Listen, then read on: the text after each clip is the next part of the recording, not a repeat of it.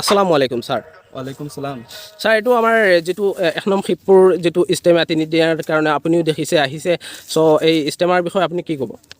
এই ইষ্টেমাৰ বিষয়ে আমি ক'বলৈ বেছি নকওঁ, কাৰণ গোটেই বিশ্বই এইটো গম পাই আছে যে ইষ্টেমা এখন হ'ব। শিৱপুৰ মুৰাজাৰ অঞ্চলৰ শিৱপুৰ এৰিয়াত এখন ইষ্টেমা হ'ব, তিনিদিনীয়া ইষ্টেমা। আৰু এই তিনিদিনীয়া ইষ্টেমাৰ কাৰণে আমি গোটেই বিশ্ববাসীক যে ৱেলকাম জনাই আছোঁ যে আমাৰ গোটেই বিশ্ববাসী আহি আমাৰ এই ইষ্টেমাখনত একত্ৰিত হওক আৰু সকলোৱে আমি যাতে এই বিশ্বৰ মুছলমানসকলৰ কাৰণে দোৱা কৰোঁ আৰু এই ইষ্টেমাৰ জৰিয়তে যাতে বিশ্বৰ শান্তি হওক, বিশ্বৰ মুছলমানখিনি আগবাঢ়ি যাওক।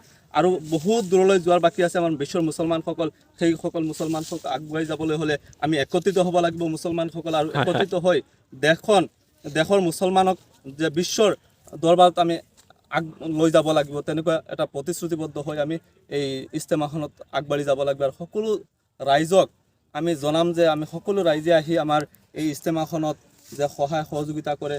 বহুত কাম বাকী আছে, বহুত কাম কৰিবলগীয়া আছে, সকলোৱে যাতে নিজ ইচ্ছামতে আহি যে এই কামখিনি কৰে, এইখিনি মোৰ চমু বক্তব্য।